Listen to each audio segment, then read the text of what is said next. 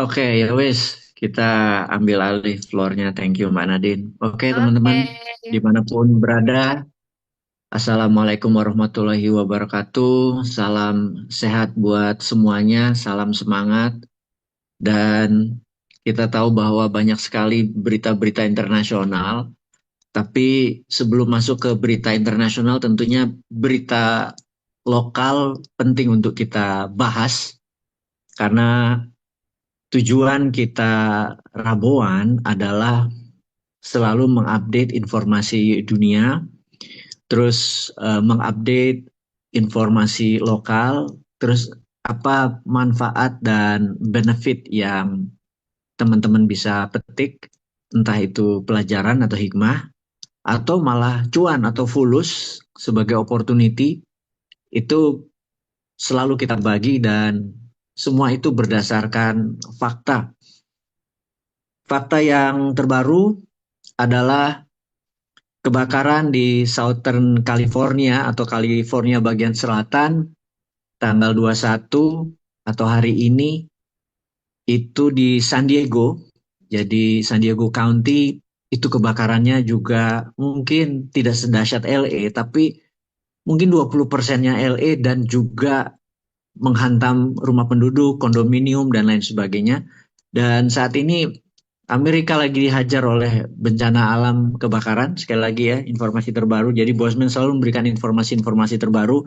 Bahkan di berita itu mungkin baru hitungan jam gitu ya, kita sudah bicara ke teman-teman agar teman-teman terupdate bahwa kekeringan di California ini sampai humidity-nya atau kelembapannya itu di bawah 10%.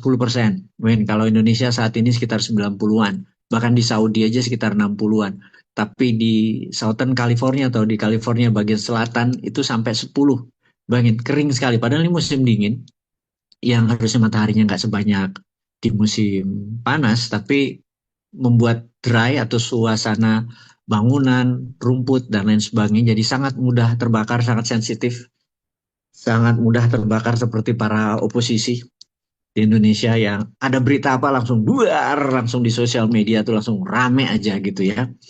Nggak apa, ya gitulah sensitifnya politik yang walaupun 2019 kita sudah ingatkan, 2024 kita ingatkan lagi, terus masih banyak yang belum move on, yang bermimpi nanti tahun 2029 begini lagi.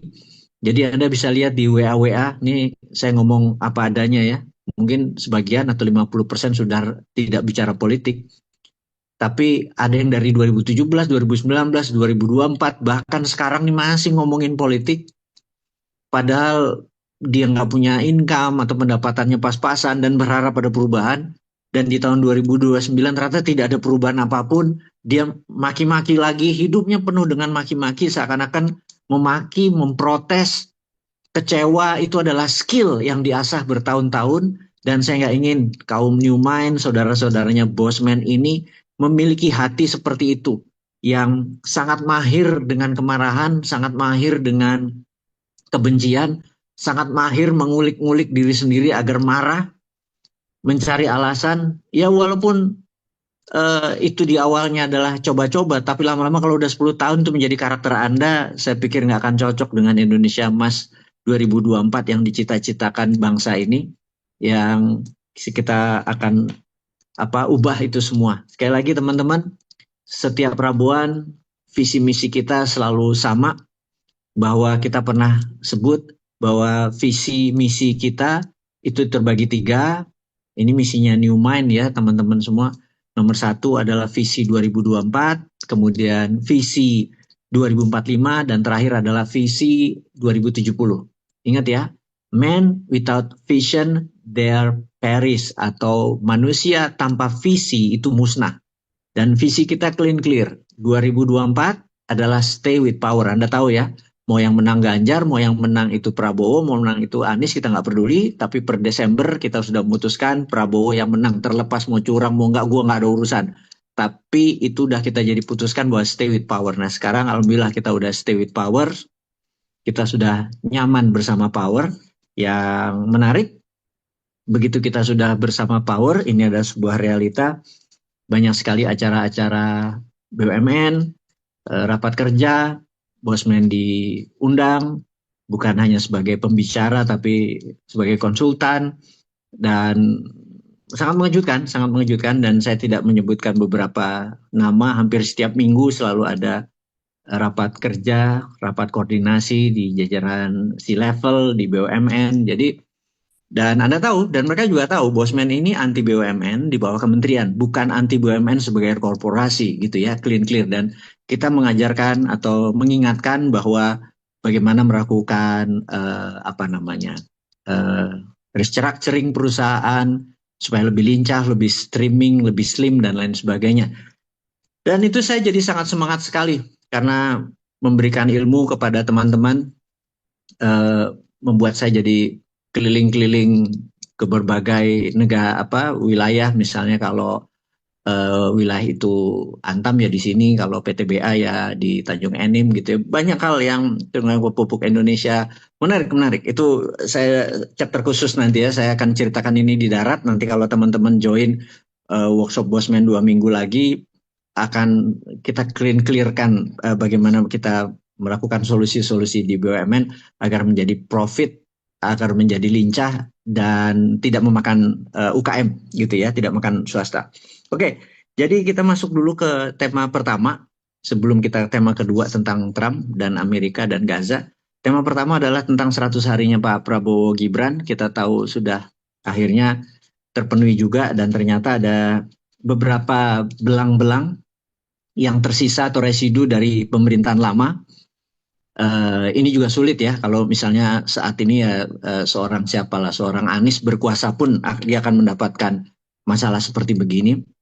Tapi ya biarlah Pak Prabowo yang membersihkan ini semua perlahan. Habis itu nanti new mind waktu ngambil posisi lebih ringan gitu ya. Sekali lagi tidak harus bosman, tapi Anda yang berpikiran new mind ini, karena visi 2045 adalah seize power atau mengambil power atau mengambil kekuasaan, mengambil ya, benar-benar ini perintahnya adalah mengambil. Saya harap teman-teman yang saat ini di Zoom bergabung dengan juga di YouTube, total ini selalu live sekitar 2000-an, dan terus kita di YouTube nanti biasanya 40 sampai 50 ribuan viewer. Ini saudara-saudara New Mind, pemikiran baru ini, selalu kita ingatkan bahwa tahun 2045 Anda harus seize power atau ambil power, Anda harus masuk politik, dan Andalah yang merebut. Bosman hanya seorang ideolog yang mengingatkan bahwa beginilah cara run the country gitu ya, bahwa nomor satu adalah Tina, there is no alternative, usahakan bunga itu rendah di bawah inflasi, sehingga semua orang tidak lagi naruh deposito atau hal-hal seperti itu yang kita anggap uang itu tidak produktif.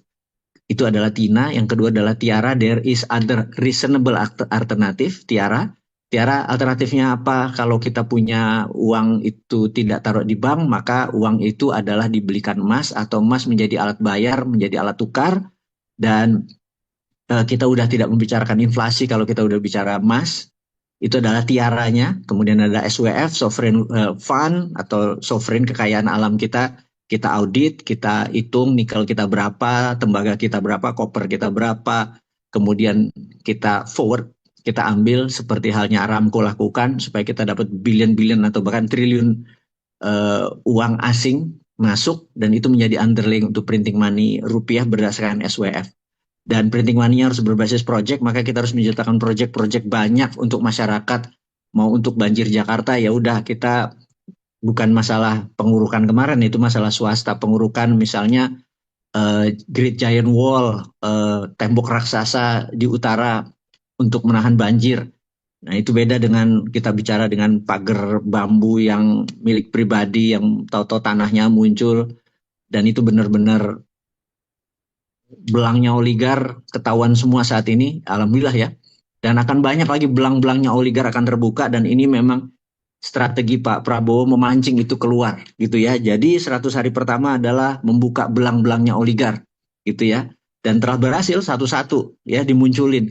Anda pikir itu muncul sendiri, Anda pikir itu Sadidu, Anda pikir itu adalah orang. Enggak Pak, Bapak Ibu, saya kasih tahu. Ini adalah gerakan shadow yang memunculkan seluruh belang-belangnya para oligar yang memang Pak Prabowo bilang dia akan bersihkan ini semua. Jadi nanti muncul lagi lah di sisi timurnya Surabaya. Banyak hal. Nanti Anda akan terkejut lagi dengan banyaknya oligar-oligar itu terbuka karena ini memang misi. Sekali lagi, presiden kita adalah seorang militer yang sangat mengerti bagaimana mengelola negara. Dia pinter lempar batu sembunyi tangan. Filosofi Pak Harto. Kalau Anda kenal Pak Harto begitu, tetap smiling, tetap pura-pura nggak tahu gitu ya. Padahal semua by design. Nggak ada sesuatu ini yang tidak didesain. Apalagi seperti orang kayak Pak Prabowo. Kemudian boroknya pengadilan, ini parah sekali. Seseorang mencuri kayu dihukum 5 tahun, seseorang mencuri, kalau korupsi kita sangat toleran gitu ya sama korupsi, tapi pencurian yang untuk survival, untuk makan, untuk ambil ketela, ngambil kayu, itu dihukumnya sangat berat. Dan di sini data polisi nggak masuk akal. Kemudian yaitu dosa-dosa seperti itu memang harus diangkat, diungkit, dan terus dipromosikan sehingga rakyat makin muak, dan akhirnya ya secara sistem akhirnya jadi benar sendiri. Dan Anda akan terkejut sampai mungkin beberapa hari ke depan, beberapa bulan ke depan akan banyak seperti ini. Dan memang ini nah tadi nanti muncullah, bubarkan polisi, gantilah Kapolri, ada banyak. Dan itulah kita buka kalau saudara Bosman memang harus tahu apa yang dipikirkan, karena New Mind harus berpikiran bersih sehingga Anda tidak menyalahkan, oh ini kok begini, enggak. Ini borok-borok ini keluar, dan akhirnya puncaknya adalah mungkin politikus-politikus borok abis ini akan terungkap juga. Sebentar lagi Anda sabar aja. Jadi jangan terpengaruh dengan provokasi-provokasi, stay cool, lihat suasana yang akan membuat negara ini lebih bersih. Tentunya kalau lebih bersih, penyakitnya harus tahu dulu, gejalanya harus tahu dulu, penyebabnya harus tahu dulu, orang-orangnya harus tahu dulu, dan itu semua akan diungkap. Jadi kesannya kok berantakan? Iya, karena inilah perbuatan rezim kemarin yang mendiamkan ini semua menjadi sebuah sistemik, mau nggak mau harus diungkap dan pelan-pelan dibenerin. Orang berantakan, orang kemarin nggak bisa mengelola negara gitu ya. Jadi mudah-mudahan teman-teman sudah mulai kebayang apa yang terjadi di Indonesia.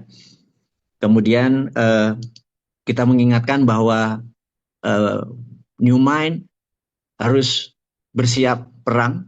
Kita ini cinta damai, visis pacem parabellum, lidah gue civis pacem parabellum. Susah banget bahasa Latin itu, harus gue belajar bahasa Latin, bahwa kita ini cinta damai tapi kita bersiap selalu untuk perang gitu ya. Nah, jadi kita tahu bahwa tentara PLA atau People Liberation Army-nya Tiongkok itu latihan perang, tadi jaraknya cuma 100 kilo, kemudian mendekat 90 kilo, sentralnya adalah Pulau Taiwan yang penduduknya 23 juta itu, yang 130 kilometer dari ini. Dia mengelilingi terus, dia ada 7 titik, armadanya mengelilingi pelan-pelan, nambah pasukan pelan-pelan. Dan sekarang sudah di wilayah 25 kilometer sampai 20 kilometer dari perbatasan Taiwan. Dia makin dekat, maka kita sangat curiga jangan-jangan tahun ini juga atau latihan udah tinggal semeter atau nyaplok di darat, udah terjadi Taiwan dicaplok, dikelilingi, itu Amerika udah nggak bisa tolong karena tentaranya udah masuk di daratan, dan ini sudah terlihat masuk pelan-pelan. Jadi saya ada teman-teman tim YouTube selalu mengingatkan standby terus buat Taiwan, dan kebetulan ada teman Bosman, sahabat Bosman yang berada di posisi di Taiwan. Dia seorang wartawan senior, memang bagian dari Shadow, yang saya selalu bertanya apa posisi brother, ada gimana. Jadi informasinya selalu valid tentang Taiwan ini, karena benar-benar dimonitor day by day sama sahabat Bosman, seorang wartawan senior yang berada di Taiwan dan terus memonitor Tiongkok dengan Taiwan. Dan apa yang terjadi kalau itu perang, ini rame nih, karena Trump sebenarnya tidak suka perang orangnya. Trump itu tidak suka perang. Jadi itu ada informasi di awal tentang New Mind. Saya terus mengingatkan bahwa visi 2024 adalah stay with power, karena kita kalau nggak bersama power, kita nggak bisa nyaman. Kita berada di oposisi kemarin kita sudah selama 10 tahun oposisi, sekarang kita bersama power, kita support Pak Prabowo full. Banyak kemudahan yang didapat oleh grup Bosman dan teman-teman Bosman, dan pasti akan saya bagikan kepada sahabat semua nanti di tanggal 2, saya lupa tanggal berapa ya, Itu ada pertemuan tanggal 14-15 kalau nggak salah, ada CEO kita bootcamp bareng-bareng. Nah itu kan share banyak informasi dan tentunya ada Fulus yang terlibat di sana. Terus juga ada yang menarik, eh, informasi berikutnya, di mana pada saat ini, eh, Anda kalau Anda bertanya gini, misalnya Anda membuat perusahaan, katakanlah usahanya A gitu ya, jenis usahanya boleh apa aja. Kemudian Anda ingin bermitra, ingin punya payment gateway, katakanlah ada join sama payment gateway-nya Gojek atau namanya Mitrans gitu ya. Maka Anda akan direview sama Mitrans untuk kualifikasi Anda, izin Anda, atau Anda mau pakai Moka gitu ya, point of sales, maka benar-benar perusahaan Anda direview gitu ya. Anda mau join sama bank untuk misalnya untuk VA atau apa namanya, transfer, remittance, bermitra dengan Bank BCA. Kalau kita transfer langsung same day, maka BCA akan mereview perusahaan kita. Jadi kalau perusahaan itu seperti ya kita bilang anggap Dinaran lah. Dinaran itu bermitra sama semua perusahaan besar, seperti BCA, seperti payment gateway yang besar, bayarin dan lain sebagainya gitu ya. Nah, salah satu di antara ini kita bermitra sama 2 perusahaan TBK, dan alhamdulillah hari ini kita menandatanganin sebuah eh, agreement, perjanjian usaha yang sangat menarik buat teman-teman. Perusahaan ini adalah satu-satunya perusahaan haji umroh yang listing di Bursa Efek Indonesia. Kode sahamnya adalah HAJJ. Saya buka aja sekarang ya, HAJJ. Eh, apa yang menarik dari HAJJ ini, karena banyak perusahaan haji umroh yang qualify tetapi tidak bisa listing di Bursa Efek Indonesia. Nggak mudah. Cuman satu. Yang lain coba maktur dan lain sebagainya, nyoba. Tapi tidak bisa. Artinya kalau dia udah listing selama 2 tahun, ini perusahaan memang kredibel. Kenapa? Karena yang lain cuman haji umroh, perusahaan jasa, tapi dia punya 2080 kamar. Jadi eh, jamaah itu sudah pasti secure, sudah punya kamar gitu ya. Dan tadi kita berbicara bahwa kalau dia sudah TBK dan punya kamar, terus ada satu lagi yang menarik. Dia karena sudah punya kamar sudah secure kamar, maka gitu ya, ini udah 10 perusahaan yang mau join sama Dinaran tapi nggak pernah memberikan fix atau harga fix. Nah, karena yang lain nggak punya kamar gitu ya. Karena dia punya kamar, punya room, punya hotel, punya 5 hotel, total kamarnya adalah 2080. Perusahaan ini TBK, Anda bisa cek sendiri perusahaannya. Dan hari ini kita menandatangani agreement yang sangat menarik karena kita menjadi satu-satunya perusahaan mitranya dia untuk boleh menggunakan menabung emas atau simpan emas di Dinaran, di mana nanti begitu qualify menggunakan jasa mereka, atau sebenarnya ini produknya mereka. Dinaran hanya perantara saja, sehingga Anda bisa nabung emas 1 gram, 1 gram, 1 gram. Ada 3 paketnya. Nomor 1 adalah haji. Haji itu bintang 5, Anda cukup membayar 120 gram emas. 120 gram. Tapi kan haji itu ngantri. Maka jika Anda membayar 45 gram emas, Anda mendapatkan nomor urut haji. Yang 6 tahun lagi Anda pasti berhaji. Udah dapat nomor urut nih. Ini kelebihannya ya. Ini haji dulu saya mau terangin. Jadi dengan membayar 45 gram emas, Anda mendapat nomor urut. Dan 6 tahun lagi berangkat. Jadi 2031 Anda berangkat. Nah, terus selama 6 tahun ya udah Anda nabung aja 2 gram, 2 gram, 2 gram, 2 gram sampai 120 gram emas gitu ya. Itu satu. Tapi kalau Anda mau cepet-cepet sekarang saya taruh 45 gram supaya gue nyicilnya gampang, boleh. Atau Anda karena pelan-pelan mau nabung 120 gram, ya Anda nabung pelan-pelan. Anggap katakanlah 2 tahun Anda baru qualify 2 gram, 2 gram baru qualify dapat 45 gramnya. Baru Anda dapat sitting nomor urutnya sehingga 6 tahun kemudian. Jadi 8 tahun dari sekarang. Jadi kalau Anda mengumpulin 2 gram, 2 gram, 2 gram, 2 tahun Anda dapat nomor urut, langsung Anda berangkat 6 tahun kemudian dengan yes, Saiful Bahri. Tadi tekannya sama itu. Sama bosnya juga Mas Didi. Jadi itu satu tentang haji. Jadi Anda tahu bahwa secure dong kalau udah. Jadi mau harganya berapapun ini kita pack harganya diam karena pakai pakai pakai gramasi emas. Yang kedua umroh. Umroh ini ada dua, yang satu umroh bintang 5 sekitar 25 gram emas. Anda boleh ngumpulin 2 gram boleh, 3 gram, 3 gram, 3 gram. Anda taruh di emas impian, ya emas impian umroh. Kemudian umroh ini ada dua, yang satu 17,5 atau 18 gram gitu ya. Ini yang bintang 3. Ini umroh hemat. Benar-benar 9 sampai 11 hari di sana Anda ngumpulin pelan-pelan. Dan di sini Anda bisa ngumpulin segram, segram, setengah gram, setengah gram, segram, terserah Anda. Karena program ini kita menargetkan eh, kemudahan-kemudahan itu adalah berangkat, dan ada lagi yang menarik, ada lagi yang menarik. Kalau Anda katakanlah sudah qualify 25 gram dan Anda berangkat umroh, uang ini atau emas ini tidak dididak atau tidak diambil dari rekening Anda sampai Anda pulang dari berumroh atau berhaji. Ya, bayangin ya. Sekali lagi ya, saya mau ingatkan nih, saya mau ingatkan. Kalau Anda mau umroh, udah qualify 25 gram. Anda tinggal milih, oh saya mau berangkat tanggal sekian bulan sekian. Oh, saya mau nunggu adik saya mau nunggu kakak saya, mau nunggu orang tua saya, terserah, dikumpulin, terus udah terkumpul, Anda berangkat berenam gitu ya, tertentu. Itu di rekeningnya Dinaran tidak dididak. Karena kita mau menamakan ini yang namanya haji aman dan umroh aman. Aman tuh apa? Anda pulang baru kami ambil gitu ya. Secure nggak tuh? Sudah Anda bayarnya bisa nabung, nyicil, pulang baru bayar, gitu ya. Ini benar-benar kita memberikan apa ya, solusi lah untuk Anda ketemu ya rumah Allah yang di tengah-tengah jutaan umat kita biasanya dari jauh, terus Anda merasakan vibrasinya bersama jutaan orang, rasanya lain sekali gitu ya. Dan kalau ini nggak nabung, Anda nggak akan pernah punya gitu ya.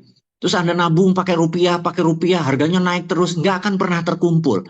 Tapi kalau ngumpul setengah gram, Anda yang menentukan sendiri. Mau 1 gram, mau 2 gram, Anda yang menentukan sendiri. Ya 1 gram sekitar 1,6 juta loh sekarang. Ya Anda tentukan sendiri. Itu passionnya Anda loh. Nah, kami hanya menyediakan sarana ini, dan sekali lagi berhajinya, berumrohnya dengan sebuah perusahaan TBK yang sudah 20 tahun perusahaan ini jalan dan punya kamar. Ingat, berhaji itu banyak sekali haji umroh yang menawarkan haji umroh, haji umroh, haji umroh. Tapi nggak ada satupun tour travel di Indonesia yang punya kamar dan punya 5 hotel. Dan buktinya dia TBK karena dia punya aset gitu ya. Anda bisa kebayang ya, visinya Dinaran adalah membuat Anda bisa berhaji. Dan bermitra tadi saya bersyukur banget karena dipercaya sama perusahaan TBK. Bukan ecek-ecek loh. Dinaran dapat kepercayaan dengan perusahaan terbuka, perusahaan publik yang memiliki aset di Timur Tengah ya. Mudah-mudahan teman-teman kebayang pentingnya Anda untuk mulai menabung. Nah, nanti siapa yang minat, sekali lagi nomor teleponnya berikan ke Mbak Nadine. Siapa yang minat untuk tahu informasi lebih lanjut, nomornya nanti dikumpulin. Nanti nomor itu akan diberikan ke manajemennya Dinaran Umroh Impian ini. Kemudian nanti kita hubungi secara personal dan kasih nomor telepon dan katakanlah haji umroh, Haji kalau mau haji tulis nomor telepon dan haji, kalau nomor telepon dan umroh, atau nomor telepon haji dan umroh. Jadi kami bisa, yes itu nama PT-nya Arsi Buana ini, yes benar, itulah mitra kita. Jadi benar-benar nanti dikumpulin. Nah teman-teman, ini udah 20.30, saya break sebentar. Mbak Nadine ada informasi yang sangat penting juga, nggak kalah penting. Saya akan kembali jam 20.41. Oke? Teman-teman, terima kasih. Jadi kita melihat bahwa di tahun depan ini posisi food and beverage itu benar-benar lagi naik daun, di mana bisnis food and beverage itu hanya bunga atau hilirnya dari industri, berarti Anda nanti kita akan buka, kita punya tambak, udang, kita punya penangkaran untuk ikan dan kita punya sawah untuk apa namanya berasnya. Jadi semuanya itu integrated dan begitulah cara berbisnis bahwa untuk mengalahkan kompetitor kita nggak boleh hulunya kita harus kendalikan. Jadi pegang hilirnya dulu, setelah pasarnya dipegang baru kita ke hulunya. Jadi itulah cara kita berbisnis dan daripada pakai teori-teori lebih baik involve ikut di dalam langsung kita banyak mengajari. Tapi sekali lagi itu terlalu teknis.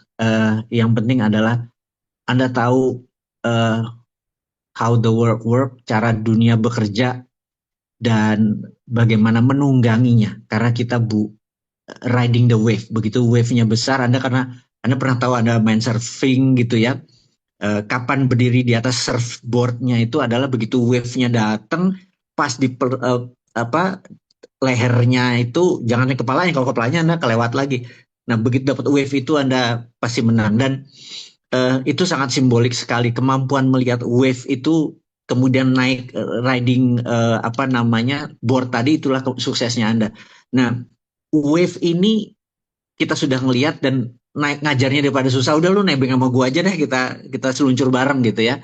Itu filosofinya dan uh, kita balik ke topik utama kita tentang Trump. Baru hari pertama Trump, baru 24 jam Trump jadi presiden dan ini menarik. Ada 5 hal yang Trump lakukan yang dia adalah eksekutif, yudikatif.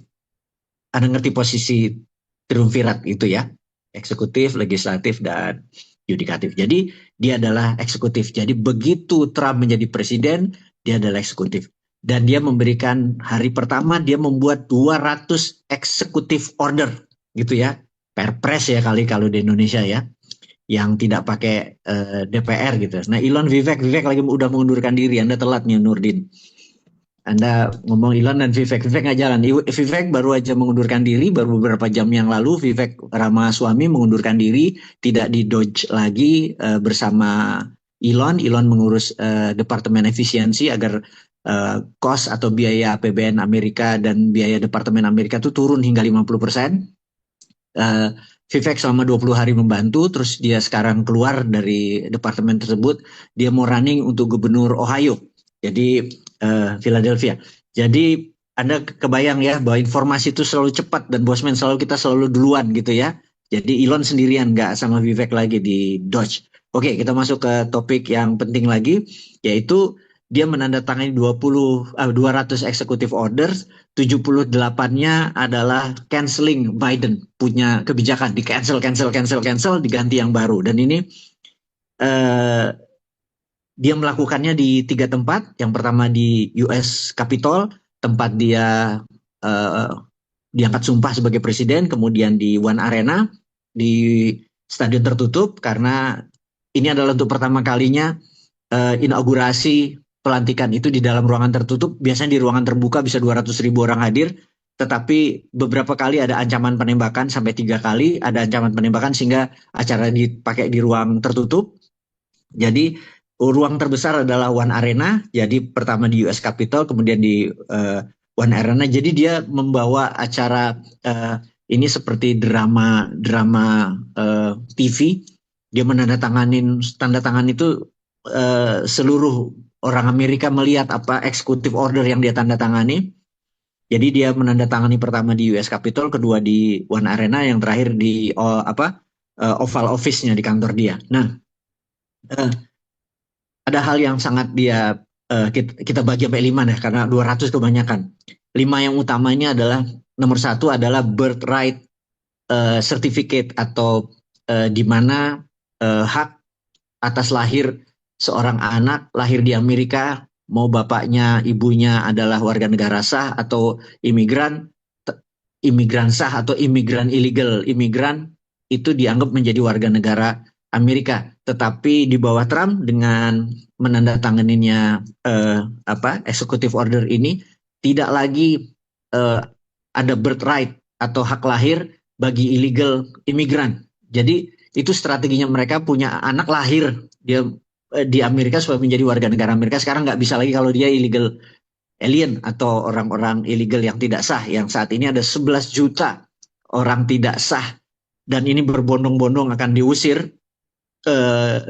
Sekitar 4% penduduk Amerika yang imigran ilegal ini akan diusir, dan hilangnya birthright ini membuat banyak murka orang-orang imigran. Tentunya imigran, dia nggak punya hak juga di Amerika, gitu ya.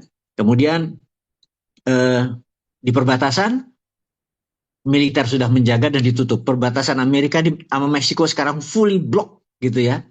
Nggak bisa masuk dari imigran. Kalau orang Amerika nggak bisa masuk lewat darat, lewat udara. Dah, habis itu dia nggak terima lagi. Dan pintunya terbuka satu arah dari Amerika ke Meksiko. Diusirin semua orang sekarang, gitu.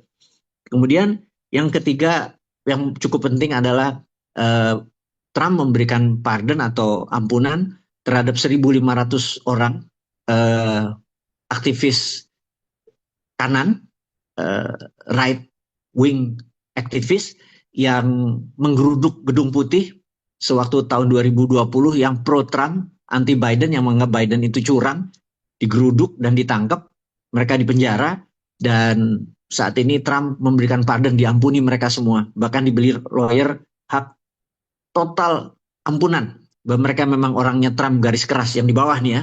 Kemudian ada yang menarik di poin nomor 4 tentang militer. Clean clear, militer Amerika hanya mengenal 2 gender, cowok dan cewek, nggak ada LGBT. Jadi Donald Trump sangat anti LGBT. Jadi pertama yang ditebas adalah militer, yang kedua yang ditebas adalah pegawai negerinya, ASN-nya. Tapi pertama militer dulu, karena dia nggak mau bencong ada di militer, ntar bukannya nembak atau nggak, malah dansa dia gitu ya, malah ajab-ajab gitu. Dan itu katanya sekitar 2,5%, dan itu cukup besar sekali. Jadi diusir semua, dipecatin semua, disuruh mundur. Jadi nggak terima LGBT, nggak terima bencong, nggak terima sesuka sama jenis, cuman ada cowok atau cewek, that's it. Dan tidak ada lagi cowok main di olahraga cewek, di olahraga cewek ada cowok gitu ya, nggak ada. Bener-bener clean clear, terutama di militer dulu. Habis ini akan masuk ke ASN, kata dia, pegawai negeri yang punya kelainan tuh di outin semua. Dan dia memang menunjukkan murkanya dengan pecinta sesama jenis, yang berselera sesama jenis itu, gitu ya. Kayak lagi ini kebijakan Trump yang jelas. Yang terakhir adalah bagaimana Amerika itu fight inflation. Dia mau menurunkan harga-harga di subsidi, yang model Tiongkok sekarang, model turun kasih subsidi. Kemudian itu adalah 5 penandatanganan utama, dan itu di dalam negeri. Yang di luar negeri yang yang menarik adalah 3 hal. Nomor 1, dia keluar dari climate change. Dia itu tidak percaya peraturannya Paris atau Paris Protocol akan climate change, akan carbon trade, karena perjanjian itu sangat merugikan Amerika. Dan kedua, sekali lagi, kita tahu RFK atau Robert F. Kennedy yang sekarang jadi Menteri Kesehatan adalah orang yang anti vaksin, sangat membenci Wuhan virus, sangat menolak dengan COVID. Jadi dia anti Big Pharma. Terang-terangan WHO itu adalah Wuhan Health Organization, bukan World Health Organization, karena udah jadi milik Cina. Semua label-label Cina di approve, padahal itu semua pseudo medicine, obat-obatan yang abal-abal. Dan bagi Trump itu sangat merugikan, dia keluar dari WHO.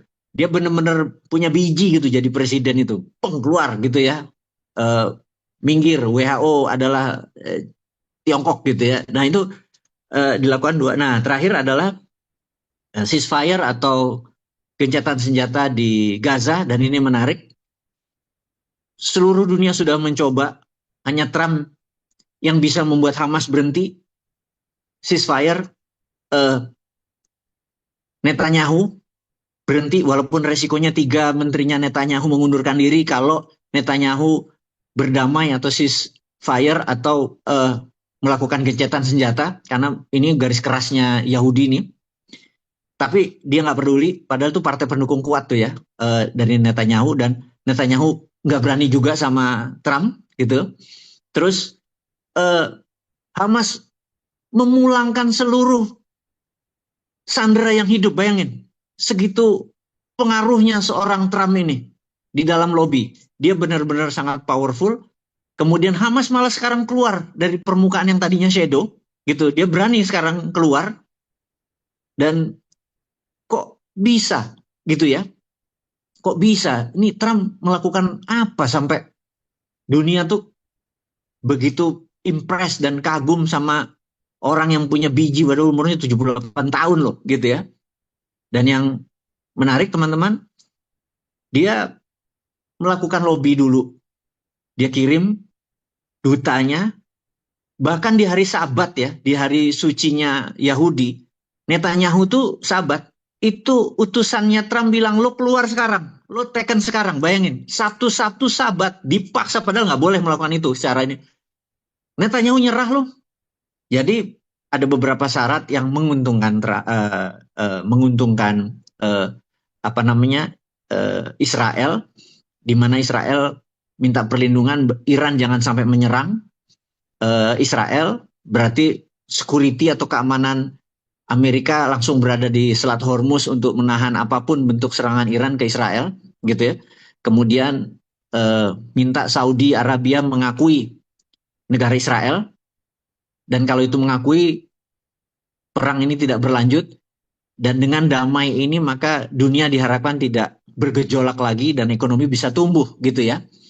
Dan ini Trump bilang, oke, gue akan deal sama Arab. Bayangin, hebat sekali nih cara cara apa namanya Trump melakukan negosiasi.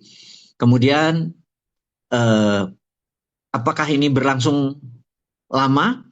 Maka Trump bilang, kita harus membangun Gaza. Bayangin, Gaza akan dia bangun, gitu, supaya masyarakat Gaza yang sekian banyak ini, yang sekarang hampir 2 juta keluar di Semenanjung, ada yang ke Jordan, nggak mau ditahan di Jordan, semua ke Mesir, ke Semenanjung Sinai. Dan ada solusi dari Trump, karena orang Indonesia bengok-bengok pro Palestina, pro Palestina, pro Palestina. Trump bilang, lo daripada ngomong doang, mau nggak terima 2 juta orang Palestina, gitu ya. Ini apa, peluang, bisa juga ancaman. Nah, kalau seorang kayak Bosman jadi Prabowo atau jadi presiden, atau kini kita sarankan ke Pak Prabowo atau presiden atau pejabat negara, terima saja 2 juta itu syaratnya. Diantarlah pulang pergi selama 2-3 tahun selagi dibangun oleh Amerika. Satu, Amerika menyediakan 50 billion dolar untuk sarana mereka makan, tinggal, membangun, dan tempatkan di IKN. Jadi IKN ada penduduknya, selama 3 tahun dipiara, dibangunin, diurusin sama Amerika. Kemudian kita minta 50 billion dolar atau seperempat APBN, itu hutang kita lunas, gitu ya. Lakukan aja nego-nego kayak gitu, nggak apa-apa. Itu kan menunjukkan bahwa kita melihat ini opportunity, jangan tolak-tolak aja gitu ya. Kita teriak-teriak pro Palestina, begitu dikasih orang Palestina nggak mau, nggak bisa kasih makan. Nggak bisa, kita harus bertanggung jawab gitu ya. Jadi kita bilang iya, tapi kita negosiasi. Oke, 2 juta lo bawa, nanti lo anterin pulang lagi 2-3 tahun lagi, tapi selama ini kasih 50 juta dolar untuk membangun Indonesia, membangun IKN gitu ya. Tinggalin aja di IKN sana. Kemudian utang kita 50 juta, billion dolar, bukan juta dolar, billion dolar, itu lunas. Dan kalau hal ini terjadi, atau tambah lagi satu, rupiah jangan 16.000, rupiah bikin 13.000 misalnya kayak gitu. Itu menarik gitu ya. Jadi kita punya biji juga gitu loh, punya power juga, punya nyali juga gini. Nah, ide-ide kayak gini kita bunyikan aja ke pemerintah. Jangan, oh kita nggak mau gitu ya. Nggak gitu. Lu kayak nggak bisa ngedeal. Kayak Trump lah. Apa-apa tuh ada dealnya. Apa-apa itu ada winnya, ada benefitnya gitu ya. Jadi Indonesia mau nggak? Mau, tapi ABCD gitu loh. Bagi Trump bilang, oke lah, dia tinggal printing money, susahnya apa sih? Gitu. Dan everybody win gitu ya. gitu. Jadi ini kita lihat, dan terakhir ini informasi terakhir, eh, dia mengancam TikTok selama 75 hari ke depan, kalau 50% sahamnya tidak dilepas ke Amerika, maka TikTok keluar dari Amerika. Dan keluarnya TikTok dari Amerika tuh dia kehilangan 150 juta pelanggan aktif. Bagi TikTok ada big business. Nah, 50% itu harus dalam 75 hari sudah diputuskan, dan Anda tahu siapa yang akan punya? Elon Musk.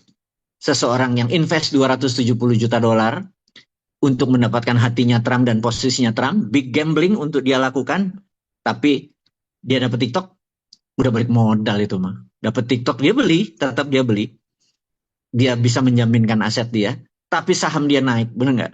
Bahkan Dogecoin dia naik, bahkan meme-nya Trump punya koinnya kripto naik semua, bilioner. Saya pikir mereka itu pinter buat duitnya. Kita dana kampanye nginjek kaki pakai oligar, mereka nggak butuh oligar karena mereka tahu cara make money-nya.